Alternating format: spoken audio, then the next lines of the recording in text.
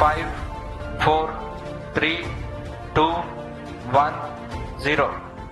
ચંદ્રયાન બાદ ઇસરોને Aditya L1 mission દ્વારા સૌથી મોટી સફળતા મળી છે. પૃથ્વીથી લાખો કિલોમીટર દૂર લેગ્રેન્જ પોઈન્ટ 1 પર પહોંચેલા સેટેલાઇટે સૂર્યની ગતિવિધિઓનો અભ્યાસ કરીને એવો ડેટા આપ્યો છે જે દુનિયાભરના વૈજ્ઞાનિકો માટે વરદાન સાબિત થઈ રહ્યું છે. સૂર્ય, જેના વગર દુનિયાની કલ્પના કરવી પણ મુશ્કેલ છે, એ સૂર્યના L1 પોઈન્ટ પર ઇસરોનું સેટેલાઇટ પહોંચ્યું છે, જે સતત સૂર્યની ગતિવિધિઓને કેપ્ચર કરી રહ્યું છે.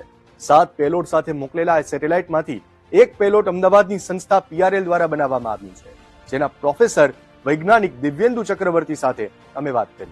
मतलब जब मैं बोलता हूँ ऑब्जर्वेटरी, उसका मतलब ये है दैट हम खाली कण माप नहीं रहे, हम विकिरण भी माप रहे हैं. मतलब जो रेडिएशन आ रहा है उसको भी माप रहे हैं, उसका अलग अलग वेवलेंथ को भी माप रहे हैं, अलग अलग एनर्जी के कण को भी माप रहे हैं, मैग्नेटिक फील्ड को भी माप रहे हैं. मतलब पूरी साइंस लैब जैसी है. प्रोफेसर चक्रवर्ती ના કહેવા પ્રમાણે સૂર્ય પર સતત મિલિયન્સ એટમ બોમ્બ ફૂટે છે, જેના કેટલાક મોટા કણો અંતરિક્ષમાં ફેલાય છે, જેને સોલાર ફ્લેયર અને કોરોનલ માસ ઇન્જેક્શન કહેવાય છે, જેનો અભ્યાસ PRL દ્વારા બનાવેલા પેલોડ SPEX દ્વારા કરવામાં આવી રહ્યો છે.